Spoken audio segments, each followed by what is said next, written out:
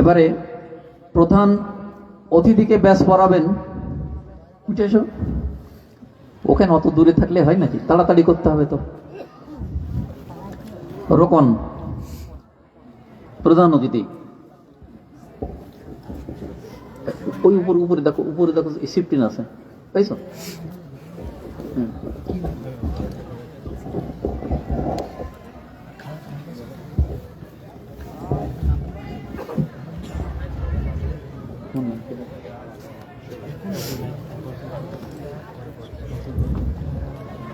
বিশেষ অতিথি আশরাফুল আজাদ বাবলু,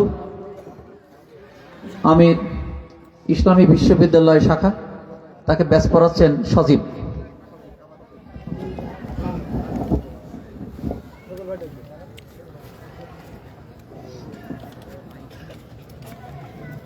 আবুল হাসান ভাই আমার এই পর্যন্ত ঠিক আছে, চলে যাচ্ছে।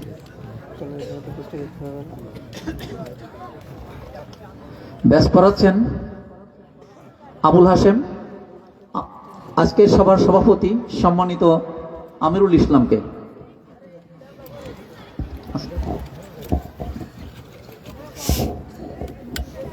আচ্ছা আচ্ছা, ঠিক আছে।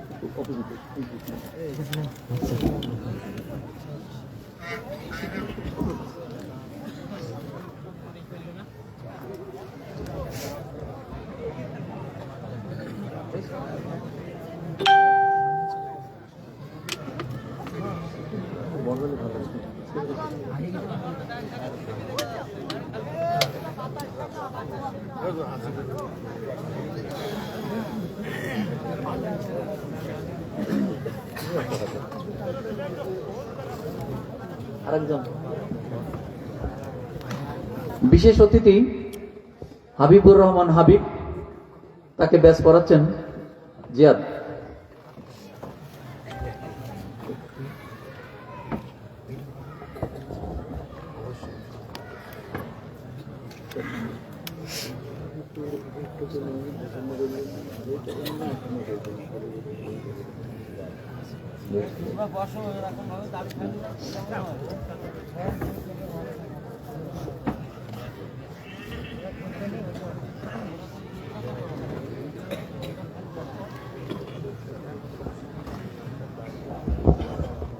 সম্মানিত উপস্থিতি, এগুলো একটা আনুষ্ঠানিকতা।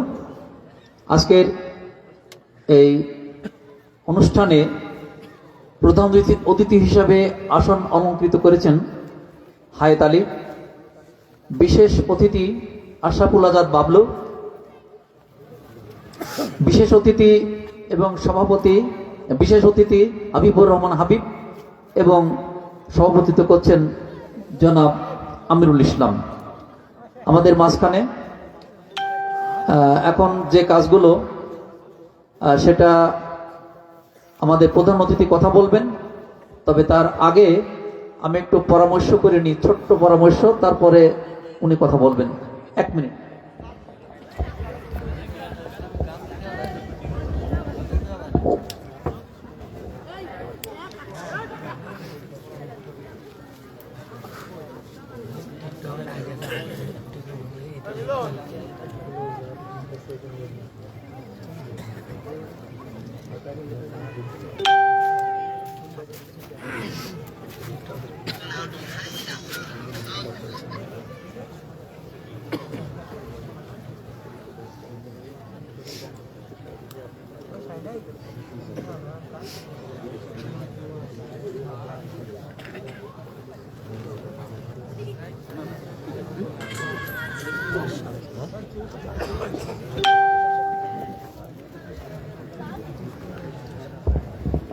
আলহামদুলিল্লাহ,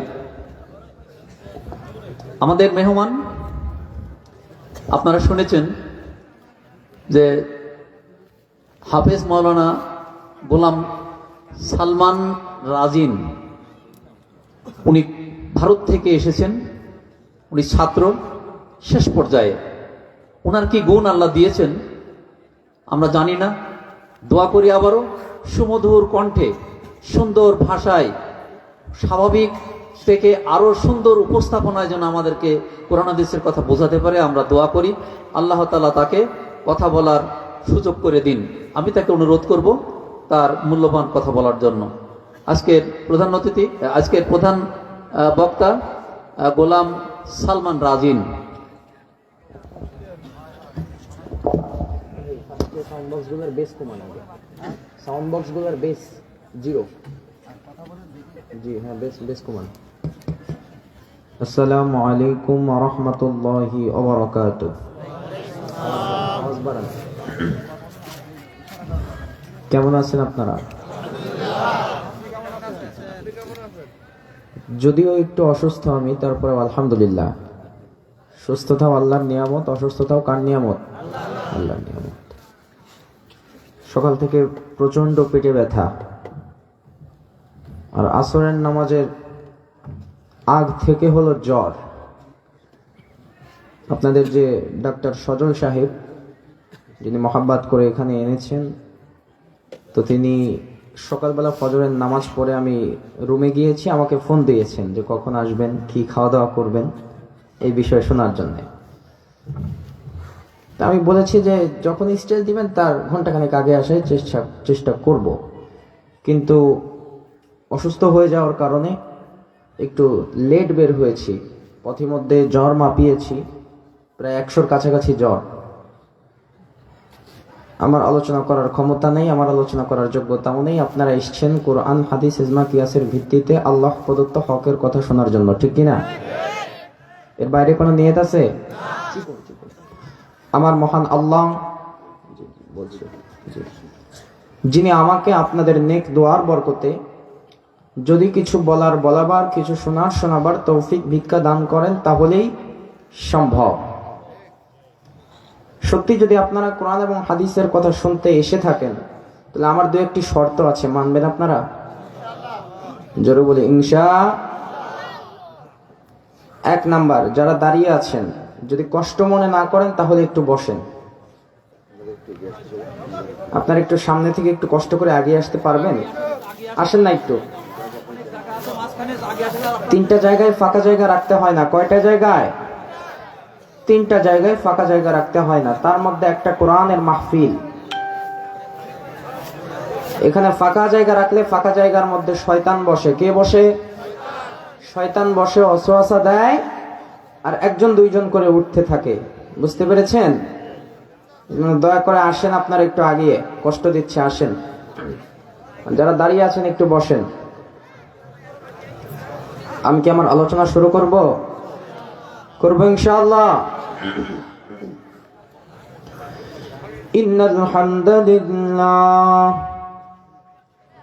نحمده ونستعينه ونستغفره ونؤمن به ونتوكل عليه ونعوذ بالله من شرور أنفسنا ومن سيئات أعمالنا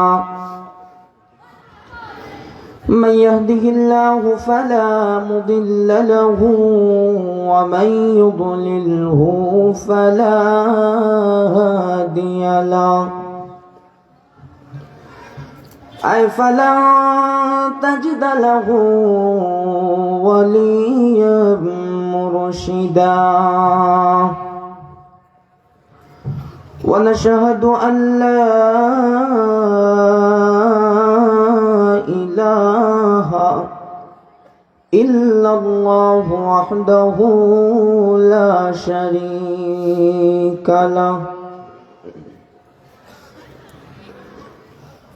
ونشهد أن سيدنا وسندنا وحبيبنا ومولانا محمدا عبد الله ورسوله الذي أرسل إلى الناس كافة بشيرا ونذيرا وداعيا إلى الله بإذنه وسراجا وقمرا منيرا أما بعد فقد قال الله تعالى في كلامه المجيد وفرقانه الحميد সকলে জবান ছেড়ে আমার সঙ্গে জোরে সোরে মহব্বতে পড়ুন আউযু বিল্লাহি মিনাশ বিসমিল্লাহির রহমানির রহিম ইন্নাল্লাযীনা কাফারু সাওয়াউন আলাইহিম أأنذرتهم أم لم تنذرهم لا يؤمنون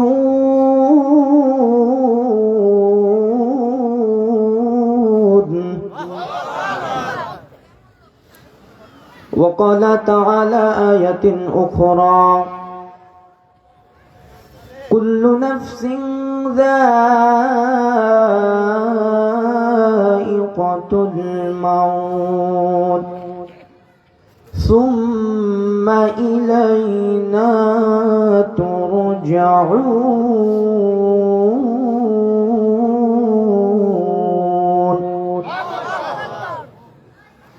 وقال رسول الله صلى الله عليه وسلم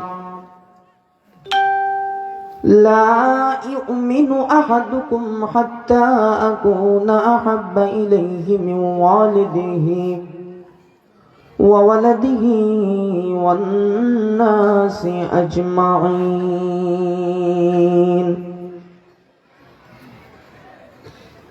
توحید کی امان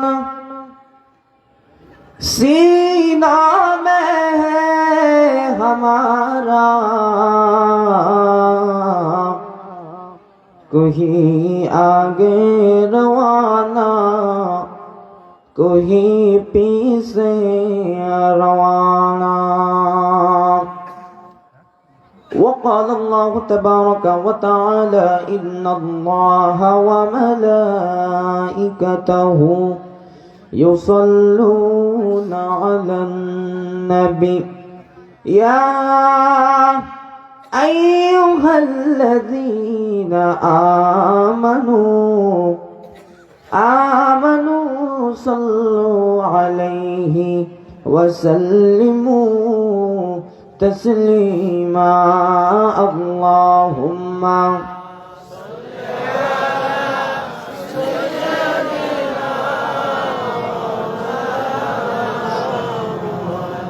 وعلى آل سيدنا जोर शोर मोहब्बत अल्लाहुम्मा सल्ली अला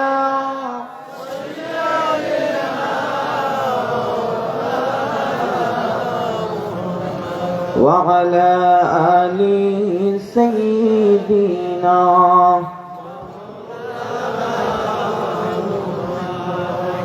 হাজারো ব্যথা বেদনার পরে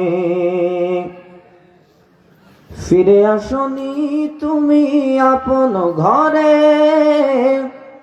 দিনের আলো তুমি ছড়িয়ে দিতে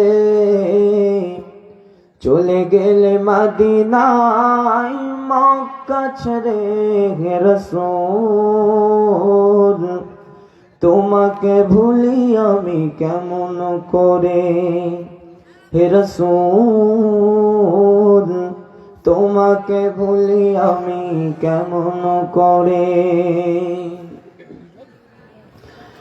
খেনা খে দিন প্রচারে কাজে নিজেকে দিয়েছ বিলিয়ে, ঠিক কিনা? খে না খে দিন প্রচারের কাজে নিজেকে দিয়েছ বিলিয়ে, তায়েফের কাফেরেরা চিনল না সে আলো, দুষ্ট ছেলেদের পিছু দিত লেলিয়ে, পাথরের আঘাতে ক্ষত বিক্ষত হয়ে সারা শরীর থেকে রক্ত ঝরে। হে রাসূল তোমাকে ভুলি আমি কেমন করে, হে রাসূল তোমাকে ভুলি আমি কেমন করে। আল্লাহুম্মা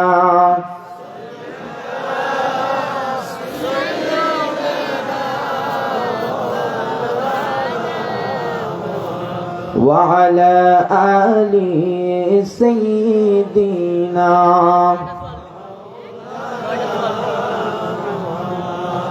এই দুনিয়ায় নবীর জন্য যাহার মন ভাই কাঁদে না,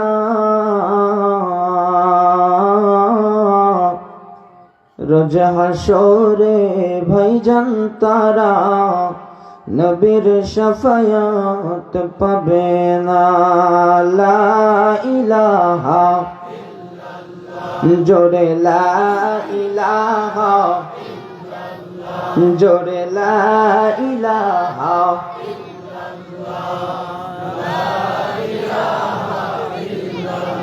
চোখ দিয়েছ দেখতে আমায়, শুনতে দিলে কান, নাকে দিয়েছো শ্বাস নিতে আর নিতে মধুর ঘ্রাণ, ঠিক না? তোমার দয়া ফুরান, মায়া ফুরান, দয়া ফুরান। লা ইলাহা জোরে লা ইলাহা, লা ইলাহা। ফিরৌন বলেন আসিয়া রে খোদার কালেমা দাও ছেড়ে, আসিয়া বলে জীবন চাই যা খোদার কালিমা ছাড়ব না। লা ইলাহা জোরে লা ইলাহা।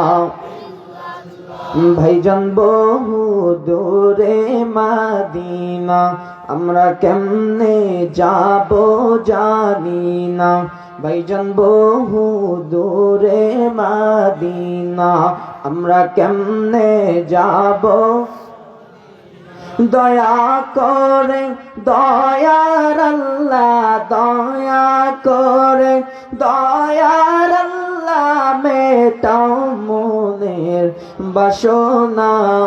সুবহানাল্লাহ আলহামদুলিল্লাহ ওয়ালা ইলাহা ইল্লাল্লাহ, সুবহানাল্লাহ আলহামদুলিল্লাহ লা ইলাহা ইল্লাল্লাহ।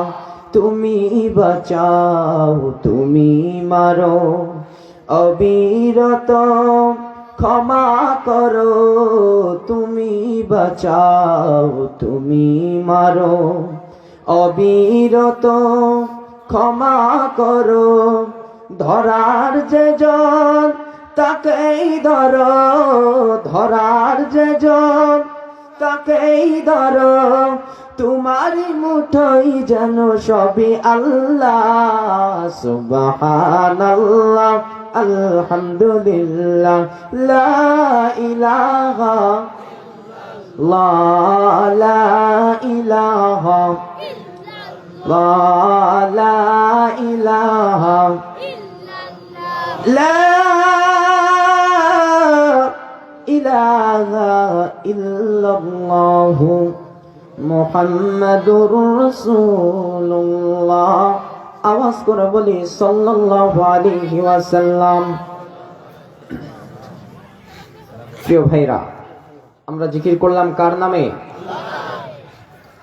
আল্লাহর কথা শুনলে জোরে আওয়াজ দিতে হয়। কি দিতে হয়? জোরে আওয়াজ। কেননা মাহফিলের আশেপাশে অনেক শয়তান আছে না? শয়তান কি এক রকমের? বহু রকমের শয়তান হয়। মাহফিলের আশেপাশে অনেক শয়তান আছে, আমরা দেখতে পাচ্ছি না, ঠিক কিনা? তো আল্লাহ শব্দের আওয়াজ যতদূর পর্যন্ত যাবে ওই এরিয়ার মধ্যে শয়তান প্রবেশ করতে পারবে না। বলি সুবহানাল্লাহ। তাহলে আমার ভাইরা, আমি আবারও জিজ্ঞাসা করছি, আপনারা জবাব দিবেন। আমরা জিকির করলাম কার নামে? আল্লাহর নামে। কোন বাবার নামে জিকির করেছি? কোন দয়ালের নামে? খাজা বাবার নামে? কোন পীর বাবার নামে? আমরা কোন পীর বাবার নামে জিকির করি নাই। পীর বাবাদের বিভিন্ন জিকির আছে, ওরা ওদের বাবার জন্য করে, আছে না নাই? যেমন একদল বলতেছে, আমার মরণ কালে ঢোল বাঁশি বাজাইও তরিকার ভাইও, আমার মরণ কালে ঢোল বাঁশি বাজাইও। আছে না নাই? একটু আসতে বলেন নাউজুবিল্লাহ। তো আমি ওদেরকে বলতে চাই, তোমরা মরণ কালে ঢোল বাঁশি না বাজানোর কথা বলে এই কথাটা বইলো, আমার মরণ কালে জুতা দে বাইরাইও তরিকার ভাইও, আমার মরণ কালে জুতা দে বাইরাইও। ঠিক কিনা? ঢোল বাঁশি বাজানোর জুতার বাড়ি, এর মধ্যে কোনো পার্থক্য আছে? নাই। আমার ভাইরা, আমার বাবাজিরা, আমরা জিকির করলাম আল্লাহর নামে। আল্লাহ পাক নিজে বললেন জিকির করার কথা। কে বললেন?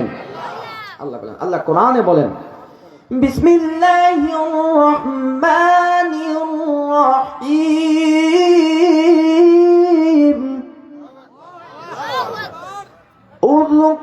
উযকুরুল্লাহা যিকরান কাসীরান ওয়াসাব্বিহুহু বুকরাতান ওয়া আসীলা।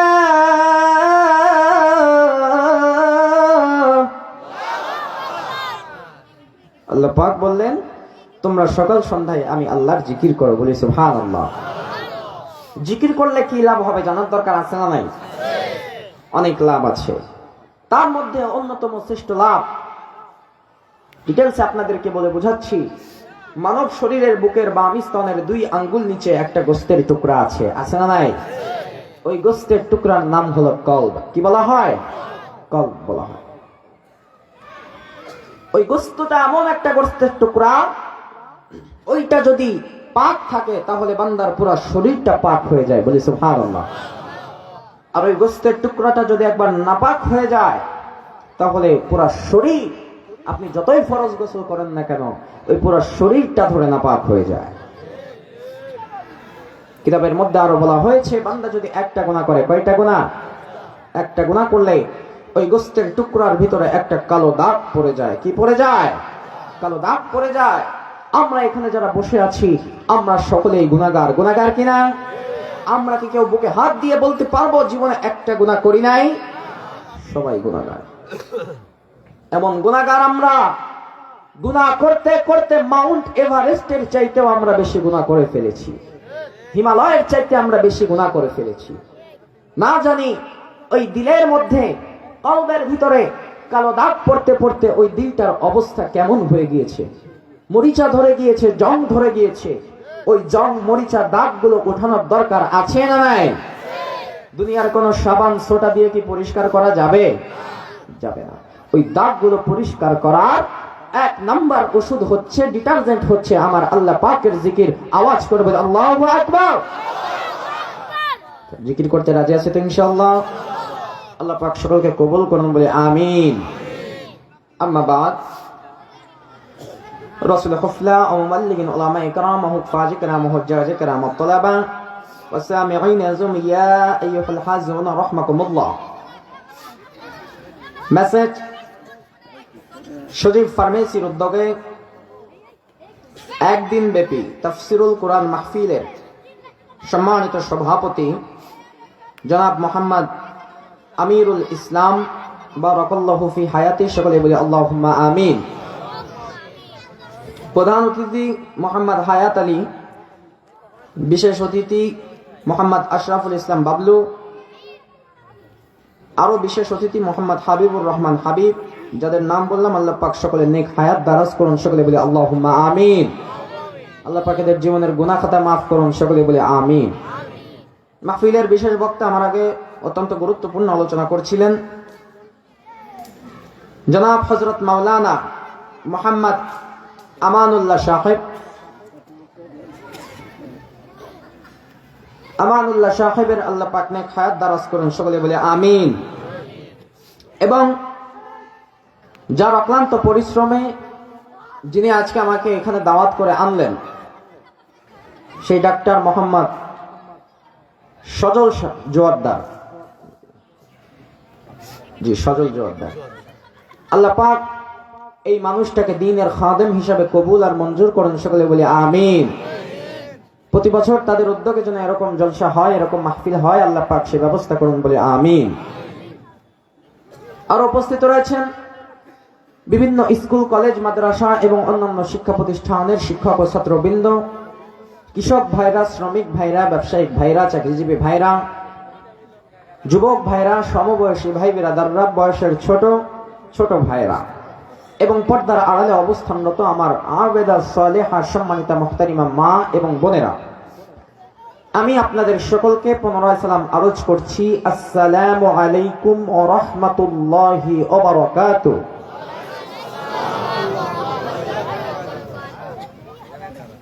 একটি কথা না বললেই নয়, আজকে অনেকে এখানে ওয়াজ মাহফিল শোনার জন্য বাড়ি থেকে রওনা দিয়ে চলে আসছে এইখানে, কিন্তু অনেকের এখনো এই জান্নাতের বাগানে বসার সৌভাগ্য হয় নাই। কথা ঠিক কিনা?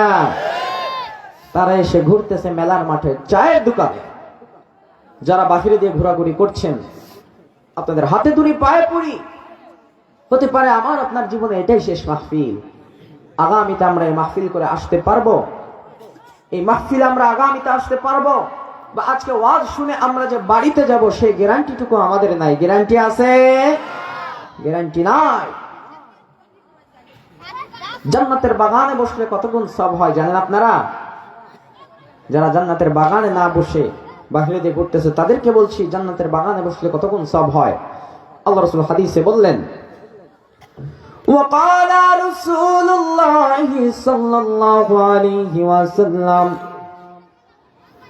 مجلس فقه خير من عبادة 60 سنة। আল্লাহর হাবিব বলেন,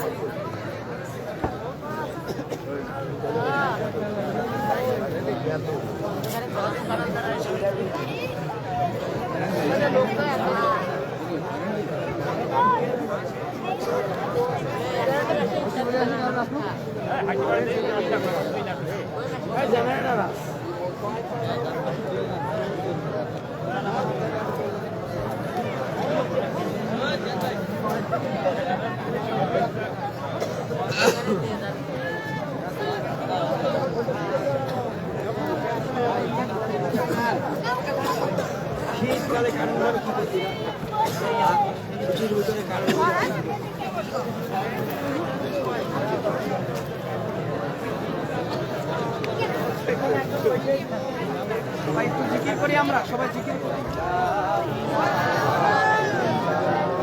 সবাই সবাই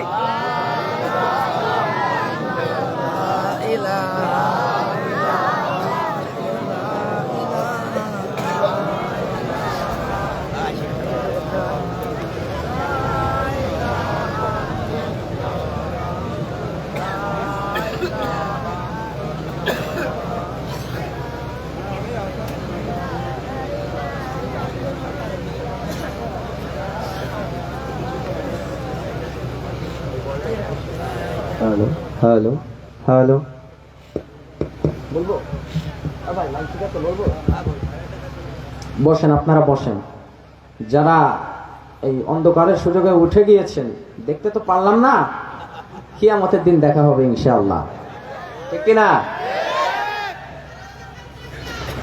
وقال رسول الله صلى الله عليه وسلم مجلس فقه خير من عبادة 60 سنة। নবী আমার বলেন, দিনের মজলিসে, কোরআনের মজলিসে আল্লাহর কোন বান্দা বান্দি যদি কিছু সময় বসে থেকে যায়, সময়গুলোকে নির্ধারিত করা হয় না, কিছু সময় যদি বসে থেকে যায়, তাহলে 60 সানা, 60 বছরের নফল ইবাদতের সব আমার আল্লাহ তাআলা ওই বান্দা বান্দির আমলনামার মধ্যে লিখে দেন। আর যারা বলি সুবহানাল্লাহ। আমার ভাইরা, আমরা জান্নাতের বাগানে বসতে পেরেছি, আমাদের কারো মনে কি কোনো সন্দেহ আছে? আমরা জান্নাতের বাগানে বসলাম। আল্লাহ রাসূল সাল্লাল্লাহু আলাইহি ওয়াসাল্লাম হাদিসে বললেন, وقال رسول الله صلى الله عليه وسلم ما بين بيتي ومنبري روضة من رياض الجنة أو كما قال عليه الصلاة والسلام। নবী আমার বলেন, আমার উম্মতেরা শুনে রাখো, জেনে রাখো, আমার ঘর আর আমার মসজিদের মেম্বার মাঝখানের ফাঁকা জায়গাটুকু বেহেশতের বাগিচা। একটু জোরে জোরে বলে আলহামদুলিল্লাহ। নবী আমার সাহাবাজদেরকে ডেকে বললেন, হে আমার সাহাবীরা, তোমরা শুনে রাখো, দুনিয়ার মধ্যে যেখানে বেহেশতের বাগানগুলো আছে, তোমরা সেই বেহেশতের বাগানের মধ্যে উপস্থিত হও এবং বেহেশতের বাগানের ফল সংগ্রহ করো। তখন সাহাবাকরাম আরজ করলেন, ইয়া রাসূলুল্লাহ, ও নবীজি, দুনিয়ার মধ্যে বেহেশতের বাগান কোনটি?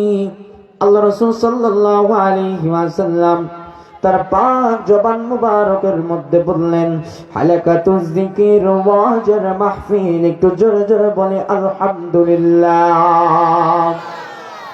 তাহলে আমার নবীর কথা অনুযায়ী এখন আমরা কোন জায়গার মধ্যে বসে আছি?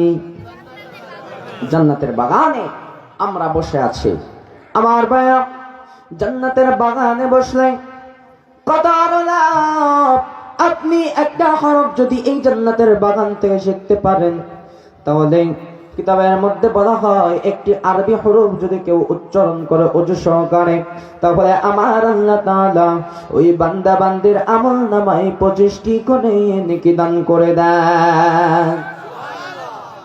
আপনারা বারবার বসে সুবহানাল্লাহ আলহামদুলিল্লাহ বলতেছেন। কিতাবের মধ্যে বলা হয়েছে, আল্লাহর কোন বান্দা বান্দি যদি আমার আল্লাহ তাআলাকে রাজি খুশি করার জন্য বারবার যদি সুবহানাল্লাহ আলহামদুলিল্লাহ উচ্চারণ করে, তাহলে আল্লাহ পাক বলেন, আকাশ এবং জমিনের মধ্যে যতগুলো ফাঁকা জায়গা রয়েছে, আমার আল্লাহ তাআলা ওই ফাঁকা জায়গাগুলো সবের দ্বারা পরিপূর্ণ করে ওই বান্দা বান্দির আমলনামার মধ্যে লিখে দেন। এজন্য সবাই পড়ি সুবহানাল্লাহ সুবহানাল্লাহ, আলহামদুলিল্লাহ আলহামদুলিল্লাহ, লা ইলাহা ইল্লাল্লাহ লা ইলাহা, নেই কোনো মাবুদ আল্লাহ ছাড়া, নেই কোনো মাশুক আল্লাহ ছাড়া, লা শারিকা লাহ লা শারিকা লাহ লা শারিকা লাহ লা শারিকা লাহ। পাখিদের গানে গানে, নদীর কলতানে, ওই নামেরই সুর শুনিলে, ওই নামেরই সুর শুনিলে জগৎ মাতুয়ারা, জগৎ মাতুয়ারা। লা শারিকা লা, লা শারিকা লা, সবাই লা শারিকা লা, লা শারিকা লা। বলি মারহাবা। লাখ কোটি তার চেয়ে অনেক অনেক অনেক বেশি দুরূদ ও সালাম পেশ করব আল্লাহর সৃষ্টির প্রধান আকর্ষণ, বিশ্ব সভার সভাপতি, সমস্ত নবী রাসূলদের মাথার মুকুট, শামসুল হিদায়া, বদরুদ্দোজা, সৈয়দুস সাকালাইন, ইমামুল মুরসালিন, খাতামুন নবিয়্যিন, আল মুরসালিন, আফতাবে নবুওয়া, শাহনশাহ রিসালা, সরকার দো জাহান, সুলতানুল মদিনা, হুজুর আকরাম, নূর মুজাসসাম, নূরুন আলা নূর, সাইয়্যিদিনা হাবিবিনা শফিঈনা মাওলানা মুহাম্মদ সাল্লাল্লাহু আলাইহি ওয়াসাল্লামের উপর আল্লাহ পাক যাকে আজ থেকে প্রায় ১৫০০ বছর আগে, কত হাজার বছর আগে? ১৫০০ বছর পূর্বে সর্বশ্রেষ্ঠ নবী এবং সর্বশেষ রাসূল হিসাবে দুনিয়ার মধ্যে প্রেরণ করেছিলেন, সেই নবীর প্রতি লক্ষ লক্ষ দরুদ ও সালাম পেশ করব, যার মাধ্যমে আমরা আমাদের জীবন বিধান হিসাবে এই যে আল কোরআন, আমরা এই আল কোরআনকে পেয়েছি, ঠিক কিনা? জাহান্নামের আযাব থেকে আমরা বাঁচার পথ পেয়েছি, বেহেশতের পথ পেয়েছি।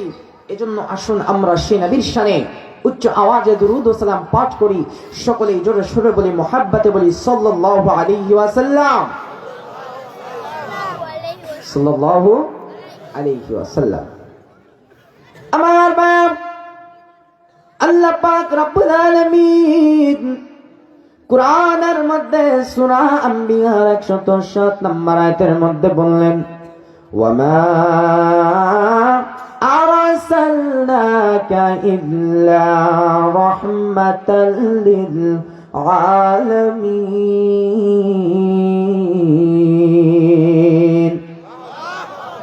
আল্লাহ পাক রব্বুল আলামিন বলেন, আমি মুহাম্মদুর রাসূলুল্লাহ সাল্লাল্লাহু আলাইহি ওয়াসাল্লামকে রহমাতাল লিল আলামিন অর্থাৎ দুই জগতের রহমত স্বরূপ দুনিয়ার মধ্যে প্রেরণ করেছি।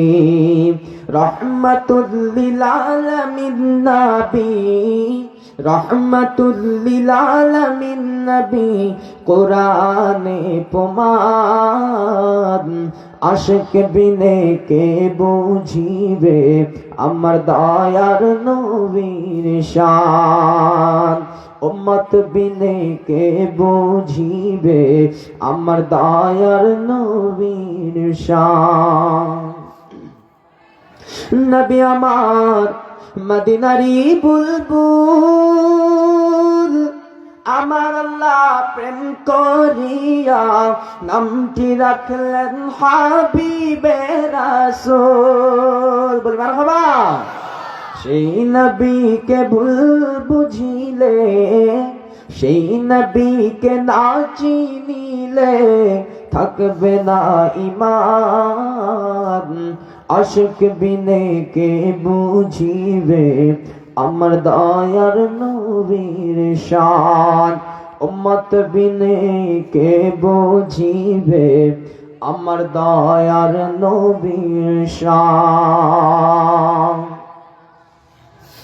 আমার ভাইরা, কলিজার টুকরা বাবাজিরা, আমার নবী যে শ্রেষ্ঠ মানব ছিলেন আল্লাহ তাআলা শুধু কোরআনে বলেন নাই। আমার ভাইরা, পৃথিবীর খ্রিস্টানরাও কিন্তু আমার নবীকে শ্রেষ্ঠ নবী বলেছিলেন। তার প্রমাণ আছে না নাই? আছে। খ্রিস্টানদের বড় একজন বিজ্ঞানী, বড় একজন লেখক, তার নাম ছিল ডক্টর মাইকেল এইচ হার্ট। তিনি একটি বই লিপিবদ্ধ করেছেন। তিনার সেই বইটার নাম হলো দা 100, মানে পৃথিবীর সেরা 100 জন মানুষের জীবনী তিনি তিনার বইয়ের মধ্যে লিখেছেন। আমার ভাইয়া, ডক্টর মাইকেল এইচ হার্ট তিনি কিন্তু খ্রিস্টান হওয়ার পরেও তার বইয়ের মধ্যে ঈসা রূহুল্লাহর জীবনী আগে লেখে নাই, মূসা কালিমুল্লাহর জীবনী আগে লেখে নাই, ইব্রাহিম খলিলুল্লাহর জীবনী আগে লেখে নাই, নেপোলিয়নের জীবনী আগে লেখে নাই, আলবার্ট আইনস্টাইনের জীবনী আগে লেখে নাই, আমার ভাইরাম, স্বামী বিবেকানন্দর জীবনে আগে লেখে নাই, ঈশ্বরচন্দ্র বিদ্যাসাগরের জীবনে আগে লেখে নাই, রবি ঠাকুরের জীবনে আগে লেখে নাই। আমার ভাইরাম, তিনি খ্রিস্টান হয়ে তার বইটির ভিতরে যার জীবনী আগে লিখেছেন তিনি আর কেউ নয়, তিনি আমার নবী, আপনার নবী, দো জাহানের বাদশা নবী মুহাম্মদ সাল্লাল্লাহু আলাইহি ওয়াসাল্লামের। জোরে জোরে বলি সুবহানাল্লাহ। তিনি আমার নবীকে নিয়ে লিখলেন, he was the mastermind not only of his own as but of all others। তিনি বলেন মুহাম্মাদুর রাসূলুল্লাহ সাল্লাল্লাহু আলাইহি ওয়াসাল্লাম যেই যুগে এই পৃথিবীর মধ্যে আগমন করেছিলেন তাকে শুধু সেই যুগেরই মনীষী বলা হবে না, বাট অফ অল আদার্স, এই জন্য তিনি ছিলেন সর্বকালের সর্বযুগের সর্বশ্রেষ্ঠ মহামানব। আমার নবী ছিলেন সর্বকালে সর্বযুগের সর্বশ্রেষ্ঠ মহামানব। এজন্য আল্লাহ তাআলা কোরআনের মধ্যে জানিয়ে দিলেন, হুয়াল্লাযী আরসালা রাসূলাহু বিল হুদা ওয়া দীনিল হক লিইয়ুযহিরাহু আলা الدين كله وكفى بالله شهيدا। জোরে জোরে বলি আল্লাহু আকবার। আল্লাহ পাক রব্বুল আলামিন বলেন, আমি মুহাম্মদুর রাসূলুল্লাহ সাল্লাল্লাহু আলাইহি ওয়াসাল্লামকে সত্য ধর্ম ইসলাম এবং কোরআন দিয়ে দুনিয়ার মধ্যে প্রেরণ করেছি সারা বিশ্বে ইসলামকে বিজয়ী করার জন্য আর বাতিল সকল ধর্মকে পরাজিত করার জন্য। ওয়াকাফা বিল্লাহি শাহীদা, আর আমার আল্লাহ তাআলা হলেন উত্তম সাক্ষী। যারা বলে আল্লাহু আকবার। আমার নবী, আমাদের ধর্ম ইসলাম যে শ্রেষ্ঠ ধর্ম, আমাদের নবী যে সেরা নবী ছিলেন, শ্রেষ্ঠ নবী ছিলেন, এই কথা কোরআন হাদিসেই শুধু নাই, এই কথা হিন্দুদের বেদের মধ্যেও লেখা আছে। কোথায় লেখা আছে? আমাদের গ্রন্থ কোনটা? আয় জোরে বলেন কোনটা? আল কোরআন। কিন্তু হিন্দু ভাইদের বেদের নাম, হিন্দু ভাইদের গ্রন্থের নাম কি? বেদ। তাদের গ্রন্থের নাম কি? বেদ। অথর্ব বেদের মধ্যে লেখা হলো, তমস্য জাতি নমরং তুচ্ছং স্বয়ং শতাদং ধর্মং তুচ্ছং গীরিক ধর্মং তুচ্ছং বৌদ্ধং ধর্মং তুচ্ছং সনাতন ধর্মং উৎকৃষ্টং ধর্মং ইসলামং অনসন্তং অং মুহাম্মাদং জ্যেষ্ঠং শ্রেষ্ঠং ইল্লাল্লাহ লা ইলাহা ইল্লাল্লাহ মুহাম্মাদুর রাসূলুল্লাহ মংডং বর্তিতং সয়স্বনাম অহিংস পরম ধর্মং সত্যরং সুন্দরং অং নমস্কারং নমস্কারং নমস্কার। এই কথাটার মানে জানার দরকার আছে না নাই? মানে না কইলে তো সকালবেলা কইবেন হুজুর নমস্কার নমস্কার কয়ে গেল, কিছুই তো বুঝলাম না। মানে জানতে হবে না? এই কথাটির বাংলা অর্থ হচ্ছে মানব ধর্মকে, মানব সভ্যকে পরিচালনা করার জন্য পৃথিবীতে অসংখ্য ধর্ম রয়েছে, আছে না? অসংখ্য ধর্ম রয়েছে, তার মধ্যে অন্যতম শ্রেষ্ঠ ধর্ম হচ্ছে ইসলাম। আর একটু জোরে বলেন না আল্লাহু আকবার। আর বলা হলো মানবদেরকে পরিচালনা করার জন্য যে নেতারা দুনিয়ার মধ্যে আসছেন তার মধ্যে শ্রেষ্ঠতম নেতা হচ্ছেন মুহাম্মাদুর রাসূলুল্লাহ সাল্লাল্লাহু আলাইহি ওয়াসাল্লাম। আওয়াজ দিয়ে বলি সুবহানাল্লাহ। আমার ভাইরা, আমরা কিন্তু সেই নবীর উম্মত যেই নবীকে সবাই চিনত, আসমান জমিন চন্দ্র সূর্য এমনকি পশু পাখিরাও পর্যন্ত আমার নবীর সাথে কথা বলতো। বলি সুবহানাল্লাহ। আমরা সেই নবীর উম্মত। এই নবীর উম্মত করে আল্লাহ তাআলা আমাদেরকে দুনিয়াতে কি করার জন্য পাঠিয়েছেন বলেন? তার গোলামি করার জন্য। গোলামি করব কার? আল্লাহর গোলামি করব। আল্লাহ তাআলা কোরআনে বলেন যে আমার হুকুম মানতে হবে, আমার হুকুম মানা ফরজ। আমার বাপ আল্লাহ পাক রব্বুল আলামিন কোরআনে জানিয়ে দিলেন, ওয়াকাদা ربك ألا تعبدوا إلا إياه وبالوالدين إحسانا। আল্লাহ পাক বলেন, আমি আল্লাহ তোমাদেরকে বানিয়েছি, আমি আল্লাহ সৃষ্টি করেছি, আমি আল্লাহর আইন তোমরা মানবা। আমি আল্লাহর আইন মানা ফরজ। আর তোমরা তোমাদের মা বাবার খেদমত করবা, মা বাবার খেদমত করাও ফরজ। বললেন কে? আমার ভাই, আমার নবী সাল্লাল্লাহু আলাইহি ওয়াসাল্লাম আমাদের জন্য যে আল্লাহর হুকুম আহকাম দিলেন, যে সুন্নাতগুলো আমাদেরকে উপহার দিলেন, আজকে আমরা নবীর সেই সুন্নাতগুলোকে ছেড়ে দিচ্ছি। আজকে পৃথিবীতে 200 কোটি প্রায় মুসলমান থাকার পরেও, 200 কোটি মুসলমান থাকার পরেও আজকে মুসলমানরা পৃথিবীর জমিনে সবচাইতে লাঞ্ছিত, বঞ্চিত, অবহেলিত, নির্যাতিত, নিষ্পেষিত। কথা ঠিক কিনা? আমার ভাইয়া, এই বাংলাদেশে 92% মুসলমান, 8% আদার। তাই 8%-এর ক্ষমতা কত দেখেন। কিছুদিন আগে চট্টগ্রামের জমিনে ইহুদি নাসারা কাফেরদের দলের লোকেরা আমার এক ভাই, মুসলমান ভাই সাইফুল ইসলাম আলিফ ভাইকে চোখের সামনে যেখানে বিচার করা হয় সেখানে তারা জবাই করে দিল। অথচ কেমন মুসলমান আমরা তাদের কোনো কিছু করতে পারলাম না। আমরা এর দৃষ্টান্ত বিচার চাই, ঠিক কিনা? খুনের বদলে খুন চাই। কি অপরাধ ছিল আমার আলিফ ভাইয়ের? কোন অপরাধ ছিল তার? অপরাধ ছিল না। তোমরা তারপরেও কোন সাহসে তোমরা এই মুসলমানের দেশে তোমরা তার একজন মুসলমানকে হত্যা করলা? মুসলমান তো চুপ থাকে। মুসলমান আজকে চুপ থাকতে থাকতে মুসলমানদের দেওয়ালে পিঠ থেকে গেছে। কথা ঠিক কিনা? মুসলমান আজকে আওয়াজ দেয় না। একজন ইমানদার যদি আওয়াজ দেয় তাহলে 70 জন কাফেররা ভয়তে পালিয়ে যায়। আর আমাদের আওয়াজ বিড়ালের মতো হয়ে গিয়েছে। এই জন্য আল্লামা সাইদি রহমাতুল্লাহ আলাইহি তিনি বলতেন, প্রতিটা মাহফিলে, বেশিরভাগ মাহফিলে তিনি বলতেন যে বিড়ালের মতো 1000 বছর বেঁচে থাকতে চাই না, বাঘের মতো 1 ঘন্টা বাঁচলেই যথেষ্ট। কথা ঠিক কিনা? আমরা কারা কারা বাঘের মতো বাঁচতে চাই? হাত তুলে দেখাই। লিল্লাহি তাকবীর, নারায়ে তাকবীর। আল কোরআনের আলো, আলেম উলামা যেখানে। হাত নামাই। আমাদের দর্শকের অবস্থা হয়েছে, আমরা বক্তা যদি ঠিক বলেও বলে ঠিক, আমরা বলি ঠিক। বক্তা ভুল বলেও যদি বলে ঠিক কিনা, আমরা হুজুরকে বাঙালি না বুঝে ঠিক বলে দেই। এই ঠিক করতে করতেই আজকে আলেমদের এই অবস্থা। কি কথা বলেন? আমি কি ঠিক বলছি না ভুল বলছি? আর চুপ থাকার সময় নেই মুসলমান, আর চুপ থাকার সময় নেই। 1500 বছর আগে মাত্র 313 জন সাহাবী নিয়ে যেইভাবে আল্লাহ রাসূল সাল্লাল্লাহু আলাইহি ওয়াসাল্লাম বদরের জমিন কায়েম করেছিলেন হাজার হাজার কাফেরদের বিরুদ্ধে, তাদের ঈমান কেমন ছিল? আর আমরা আজকে 200 কোটি মুসলমান পৃথিবীতে থাকার পরেও আমরা তাদেরকে কিছু করতে পারছি না। আমাদের মুসলমানদের এই রকম অবস্থা হওয়ার 1 নাম্বার কারণ হলো মুসলমানদের মধ্যে রাসূলের প্রেম নাই, ভালোবাসা নাই। কথা ঠিক কিনা? আর মহান রব্বুল আলামিনের ওয়ামিয় বাণী অর্থাৎ আল কোরআনের উপরে এই মুসলমানদের রয়েছে চরম অবজ্ঞা, অবহেলা। আজকে যদি না থাকতো তাহলে মুসলমানরা আজকে টপ লেভেলে থাকতো। টপ লেভেলে যাইতে হবে না? হ্যাঁ, যাইতে হবে না? আমরা আল্লাহর কাছে কয় নাম্বারে? 1 নাম্বারে। আমরা আল্লাহর কাছে কয় নাম্বারে? 1 নাম্বারে। এই বিষয়ে পরে আসছি ইনশাআল্লাহ।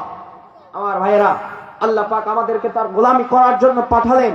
আমরা তার গোলামি না করে আমরা মানুষের গোলামি করে মানুষের পা চেটে চলি, ঠিক কিনা? গোলামি করবো কার? আল্লাহর ইবাদত করতে হবে কার? আল্লাহর না মানুষের? ইবাদত করতে হবে আল্লাহ। আমার ভাই, আল্লাহ পাক রব্বুল আলামিন কোরআনের মধ্যে জানিয়ে দিলেন, ওয়া মা খালাকাতুল জিন্না ওয়াল ইনসা ইল্লা লিয়াবুদুন। আল্লাহ পাক রব্বুল আলামিন বলেন, আমি জিন এবং মানুষদেরকে আমার গোলামি, আমার ইবাদত করার জন্য দুনিয়ার জমিনে পাঠিয়েছি। একটু জোরে জোরে বলুন আলহামদুলিল্লাহ। আমার ভাই, আমরা একটি বিষয় খেয়াল করি। আল্লাহ পাক আগে বললেন ওয়া মা খালাকতুল জিন্না। আল্লাহ পাক রব্বুল আলামিন আগে নাম দিলেন জিনদের। আমার ভাইরা, আল্লাহ পাক কেন নাম দিলেন জিনদের জানার দরকার আছে না নাই? কেন আল্লাহ তাআলা এই পৃথিবীর জমিনে সর্বপ্রথম মানুষকে পাঠান নাই, আল্লাহ তাআলা সর্বপ্রথম জিনদেরকে বানিয়েছিলেন। আল্লাহ পাক জিনদেরকে পাঠালেন তার গোলামি করার জন্য। কিন্তু এমন একটা সময় আসলো যে জিন জাতিগুলো আমার আল্লাহর ইবাদত না করে তারা নিজেদের মধ্যে মারামারি নিজেদের মধ্যে শুরু করে দিল। তারা নিজেদেরকে নিয়ে ব্যস্ত হয়ে গেল। এইবার আল্লাহ তাআলা বললেন, আমি এদেরকে এত আশা নিয়ে বানাইলাম আমার গোলামি আমার ইবাদত করার জন্য, অথচ এরা আমার ইবাদত করছে না। এদেরকে দিয়ে কাজ হবে না। আমি দুনিয়ার জমিনে আমার প্রতিনিধি খলিফা বানাতে চাই। এবার আল্লাহ তাআলা ফেরেশতাদেরকে নিয়ে মিটিং এ বসলেন। আল্লাহ পাক কোরআনে বলেন, ওয়া ইয ক্বালা রাব্বুকা লিল মালাইকাতি ইন্নী জাইলুন ফিল আরদি খলিফা قالوا أتجعل فيها من يفسد فيها ويسفك الدماء ونحن نسبح بحمدك ونقدس لك قال إني أعلم ما لا تعلمون। আমার ভাইরা, আল্লাহ পাক রব্বুল আলামিন বললেন, এই পিছনে আওয়াজ হচ্ছে কেন এত? কমিটির ভাইরা, ভলান্টিয়ার, আপনারা একটু গিয়ে দেখেন, মানে সাউন্ড আসছে অনেক। প্লিজ এদেরকে থামান, স্টপ দিস প্লিজ, জলদি যান। আমার ভাইরা, আল্লাহ পাক এবার ফেরেশতাদেরকে বললেন, আমার ফেরেশতারা, আমি দুনিয়ার জমিনে আমার খলিফা বানাতে চাই, প্রতিনিধি পাঠাতে চাই। আল্লাহর এই কথা শোনার পরে ফেরেশতারা বললেন, রব্বুল আলামিন খলিফা বানানোর দরকার নাই। আল্লাহ তাআলা আমাদেরকে বানানোর কথা যখন ফেরেশতাদের কাছে, এদিকে খেয়াল দেন, যখন ফেরেশতাদের কাছে বললেন, তখন ফেরেশতারা বলল, রব্বুল আলামিন এদেরকে বানানোর দরকার নাই। আপনি পূর্বে যেমন জিন জাতিদেরকে দুনিয়ায় পাঠিয়েছিলেন, ওরা নিজেদেরকে নিয়ে মারামারি রক্তাক্ত শুরু করে দিয়েছিল। এইভাবে আপনি যদি আমার খলিফা বানান, এরা দুনিয়ার জমিনে গিয়ে মারামারি রক্তাক্ত শুরু করবে। আল্লাহ পাক ওদেরকে বানানোর দরকার নাই। আমরাই তো আপনার গোলামি করছি, আমরাই তো আপনার ইবাদত করছি। এইবার আল্লাহ তাআলা বললেন, ইন্নী আ'লামু মা লা তা'লামুন। আল্লাহ পাক বললেন, আমি আল্লাহ যা জানি তোমরা তা জানো না। বলি সুবহানাল্লাহ। তারপর আল্লাহ তাআলা এত আশা নিয়ে আমাদেরকে বানালেন, রূহগুলা আল্লাহ তাআলা এক জায়গা করলেন, সমস্ত রূহকে আল্লাহ এক জায়গা করলেন। এক জায়গা করে আল্লাহ তাআলা বললেন, আলাস্তু বিরাব্বিকুম, আমি কি তোমাদের রব নই? বলেছিলেন কে? আমার দিকে খেয়াল করেন, আল্লাহ তাআলা বললেন, আলাস্তু বিরাব্বিকুম, আমি কি তোমাদের রব নই? তখন আমরা সবাই মিলে বলেছিলাম, ক্বালু বালা, হ্যাঁ আপনি আমাদের রব। কি বলেছিলাম? ক্বালু বালা, হ্যাঁ আপনি আমাদের রব। আমরা রূহের জগৎ থেকে স্বীকার করে আসলাম, আল্লাহ আপনি আমাদের রব, কিন্তু আমরা দুনিয়াতে এসে ভুলে গেলাম যে আমাদের রব আল্লাহ। এই কথা ঠিক কিনা? দুনিয়াতে আসলাম, দুনিয়াতে আসার পরে আল্লাহ তাআলা আমাদেরকে আস্তে আস্তে বড় বানাইলেন, আস্তে আস্তে বড় হচ্ছি, আর রবের দিক থেকে আমরা সরে যাচ্ছি। এই বান্দারা, রবের পথে আসার দরকার আছে না নাই? আছে। আমাদের রব একজন, তিনি কে? আল্লাহ। আমার ভাইরা, রবের দিকে আসার কথা আল্লাহ বলেছেন। আল্লাহ পাক বললেন যে তোমরা যদি আমি আল্লাহর ভয় অন্তরে পোষণ না করো, অন্তরে যদি ভয় না আনো, তাহলে কিন্তু তোমাদের অবস্থা কঠিন খারাপ হবে। এই কথা কে বলেছেন? আল্লাহ বলেছেন। আমার ভাইরা, আল্লাহ পাক রব্বুল আলামিন কোরআনে বলেন, ইয়া আইয়ুহাল্লাযীনা আমানুত্তাকুল্লাহ حق تقاته ولا تموتن إلا وأنتم مسلمون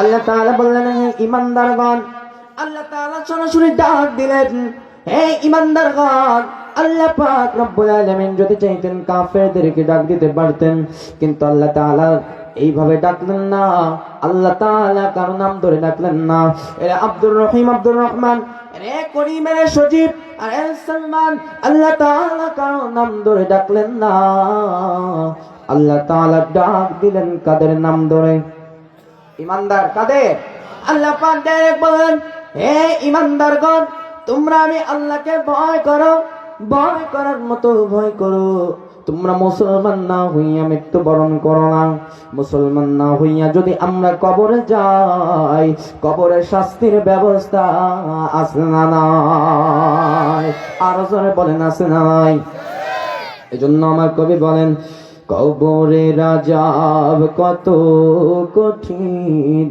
সইতে আমি পারিব না মৃত্যু যন্ত্রণা কত কঠিন সইতে আমি পারিব না ও গো দয়াময় হে রহিম চাই যে তোমার শুধু করুণা কবরের আযাব কত কঠিন সইতে আমি পারিব না ঠিক না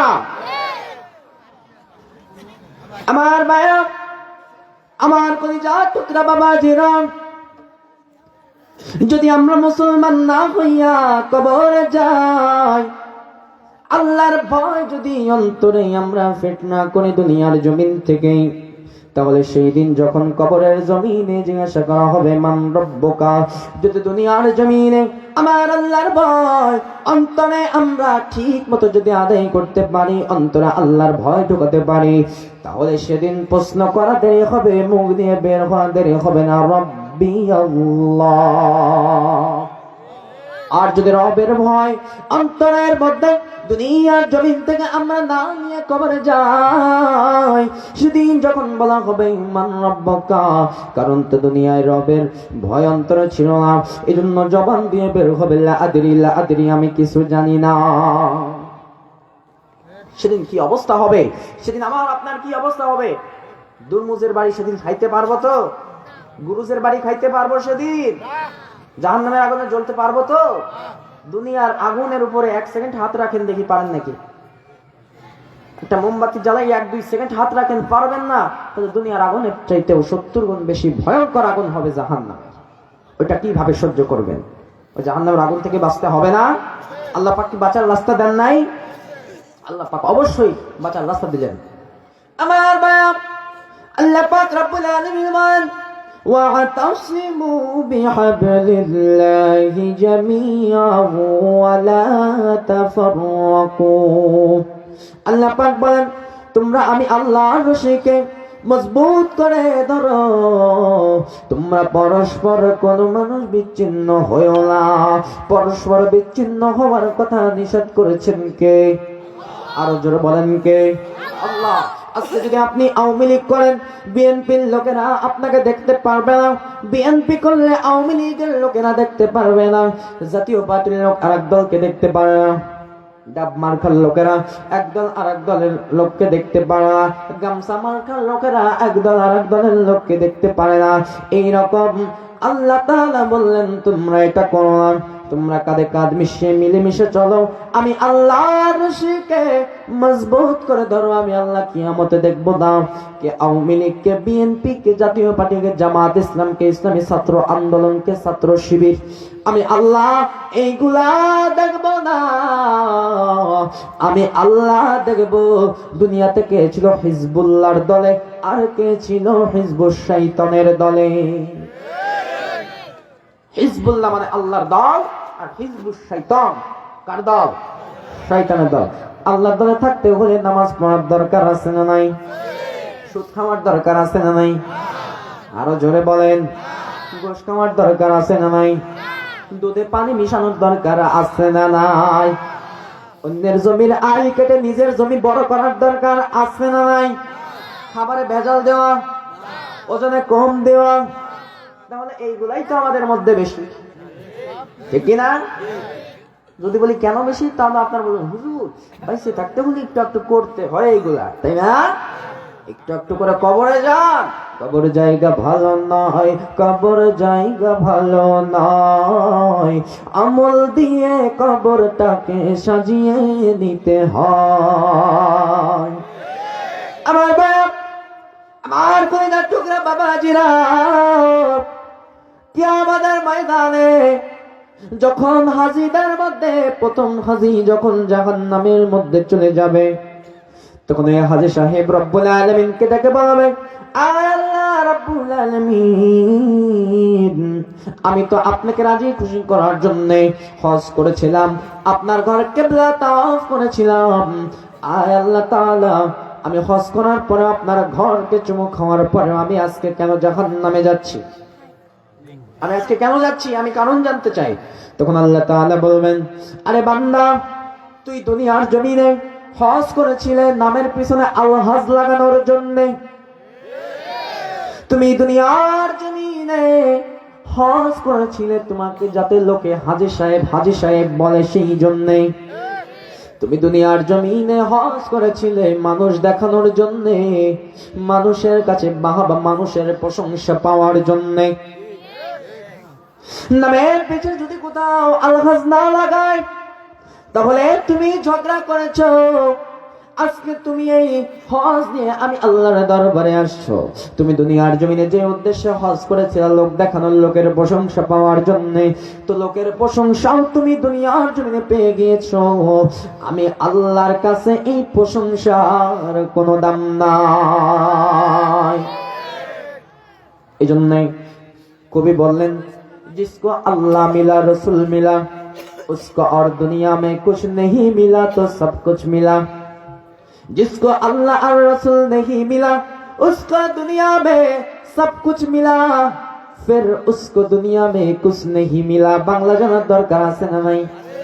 অনেকে বুঝতে পেরেছেন, যুবক ভাইরা বুঝেছেন, কারণ তো তারা হিন্দি মুভি দেখে, আছে না নাই? হ্যাঁ, হিন্দি মুভি যুবকরা আছে না নাই?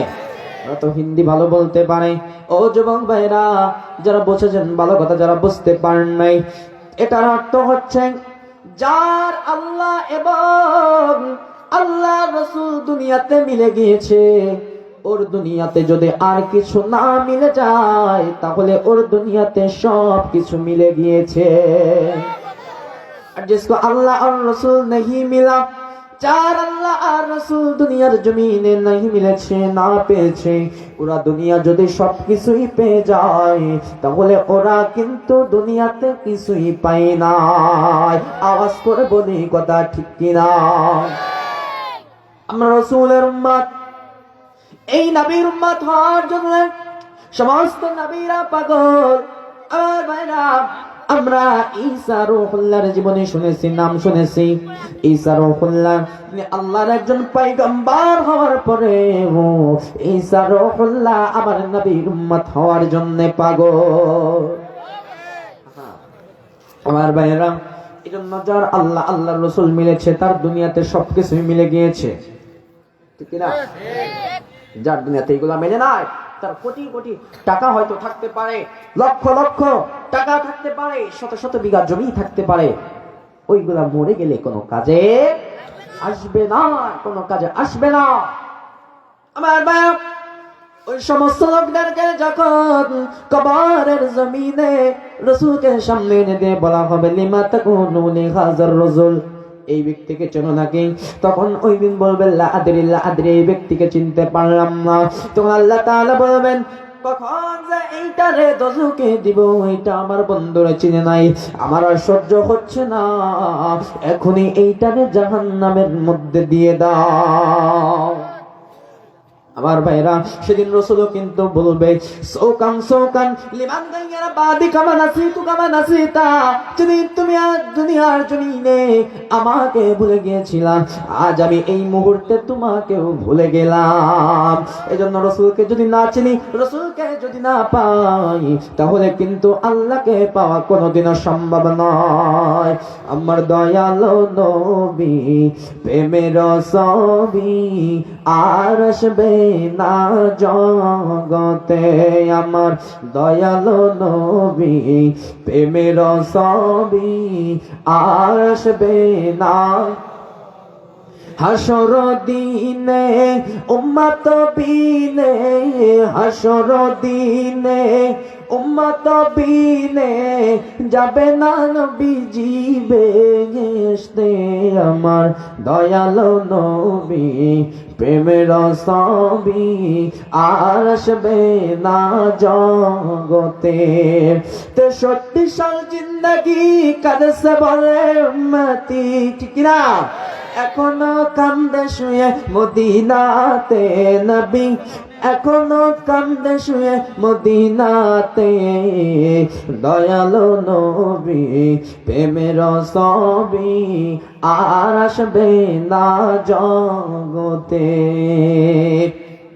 আমার ভাইরা, যাদের ভয় আল্লাহর ভয় অন্তরে ঢুকবে, আর যাদের অন্তরের ভিতরে আল্লাহর ভয় ঢুকবে না, আজরাইল আলাইহিস সালাতু ওয়াস সালাম তাদের জান যখন কবজ করতে আসবেন, আসার সঙ্গে সঙ্গে ওই যে ব্যক্তির আল্লাহর ভয় অন্তরে থাকবে না, তার রূহ তার জান দৌড়াদৌড়ি শুরু করবে, পলায়ন করবে, এখানে যাবে ওখানে যাবে।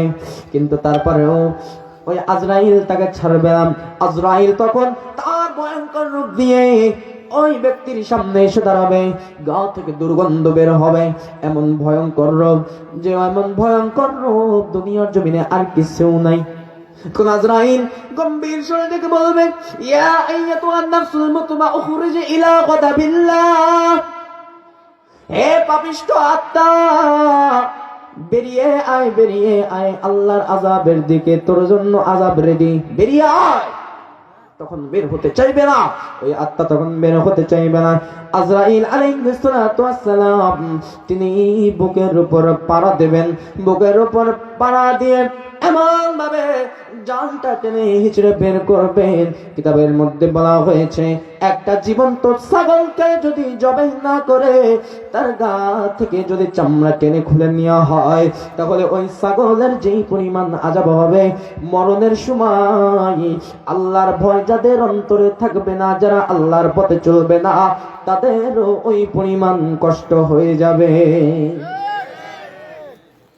আহা আমার ভাইরা, আর যারা দুনিয়ার জমিনে আমার রবের পথে চলবে, যারা দুনিয়ার জমিনে রাসূলকে ভালোবাসবে, ওই বান্দা বান্দীদের জান কবজ করার সময় আজরাইল আলাইহিস সালাতু ওয়াস সালাম লম্বা জুব্বা পরবেন, মাথায় পাগড়ি পরবেন, সুন্দর চেহারা রূপ নিয়ে, সুন্দর চেহারা রূপ নিয়ে ওই বান্দার কাছে আসবেন, এসে বলবেন, হে পবিত্র আত্মা বেরিয়ে আসো আল্লাহর শান্তি জান্নাতের দিকে। সুবহানাল্লাহ, তোমার জন্য জান্নাতে হুর গেলেমানরা, তোমার জন্য জান্নাতে ফলমূল, জান্নাতে সব নাজ নিয়ামত তোমার জন্য অপেক্ষা করছে। তখন ওই আত্মাও পাগল হয়ে যাবে বের হওয়ার জন্য। আর জোরে বললেন না সুবহানাল্লাহ? তখন সে আত্মা কি হয়ে যাবে? বের হওয়ার জন্য ওই আত্মা তাড়াহুড়া করবে যে আমি তাড়াতাড়ি আমাকে নিয়ে চলো, আমার আর দুনিয়াতে ভালো লাগছে না। এই জন্য আল্লাহ রাসূল বলেন, ওয়াকালা রাসূলুল্লাহ সাল্লাল্লাহু আলাইহি ওয়াসাল্লাম আদ-দুনিয়া সিজনুল মুমিনিনা ওয়া জান্নাতুল কাফির। আল্লাহ রাসূল বলেন, দুনিয়ার জমিনটা মুমিনের জন্য জেলখানা আর কাফেরদের জন্য বেহেশত। এটা কার কথা? রাসূলের কথা। ওই পবিত্র আত্মা তখন পাগল হয়ে যাবে বের হওয়ার জন্য। এইবার আজরাইল আলাইহিস সালাতু ওয়াস সালাম তিনি জোর করবেন না, তিনি কি করবেন না, কোনো ভয়ঙ্কর রূপ নিবেন না। এইবার তিনি তার হাতের উপরে একটা জান্নাতি কাপড় বিছিয়ে দিবেন। কাপড় ধরার সঙ্গে সঙ্গে আত্মাটা অটোমেটিক বের হয়ে ওই কাপড়ের উপর চলে আসবে। কিতাবের মধ্যে বলা হয়েছে তার মরণটা এত সুন্দর ভাবে হবে, একজন দুধের বাচ্চা যখন মায়ের বুকের স্তন, বুকের দুধ পান করতে করতে যেভাবে আরামসে রিল্যাক্সে ঘুমিয়ে যায়, কিতাবের মধ্যে বলা হয়েছে ওই বান্দার জান ওইভাবে আরামসে বের হয়ে চলে আসবে। এবার আজরাইল আলাইহিস সালাতু ওয়াস সালাম তিনি কি করবেন? তিনি ওই রূহটাকে, ওই পবিত্র আত্মাকে তিনি কাপড়ে সুন্দর করে বেচাবেন, সুন্দর করে বেচে সোজা আরশে আজিমে রব্বুল আলামিনের কাছে নিয়ে যাবেন। আল্লাহ তাআলা বলবেন যাও কি জান্নাতে রেখে আসো। এবার সে জান্নাতে গিয়ে অবাক হয়ে যাবে, বয়স হয়ে যাবে 18 থেকে 25-এর ভিতরে, এর বেশিও হবে না, এরকমও হবে না। এত সুন্দর চেহারা হবে যে শরীরের মধ্য দিয়ে রগগুলো রয়েছে, রক্ত চলাচল করছে, ওইগুলো পর্যন্ত দেখা যাবে। এইবার তাকে ঘিরে ধরবে জান্নাতে হুর গেলে মানলা। এইবার তাকে গান শোনাবে, নাহনুল খালিদাতু ফালা নাবিদু ওয়া নাহনুন নাঈমাতু ফালা নাবআসু ওয়া নাহনুর রাদিয়াতু ফালা নাসখাতু তুবা লিমান কানা লানা ওয়া কুননা লাহু। বলে সুবহানাল্লাহ। তখন হুররে গান শোনাবে। আরে এটা কথা হচ্ছে, এটার মানে হচ্ছে আমাদের লয় নাই, ক্ষয় নাই, ধ্বংস নাই, আমরা চিরঞ্জীব, চির সুখী, চির আনন্দময়, চিরস্থায়ী। সুবহানাল্লাহ। যাদেরকে আমাদের জন্য এবং আমাদেরকে যাদের জন্য সৃষ্টি করা হয়েছে, এইবার হুর গেলে মানরা তাকে জান্নাতে খাবার খাওয়াবে, জান্নাত ঘুরে ঘুরে দেখাবে। হুর গেলে মানরা এত সুন্দর হবে জান্নাতের।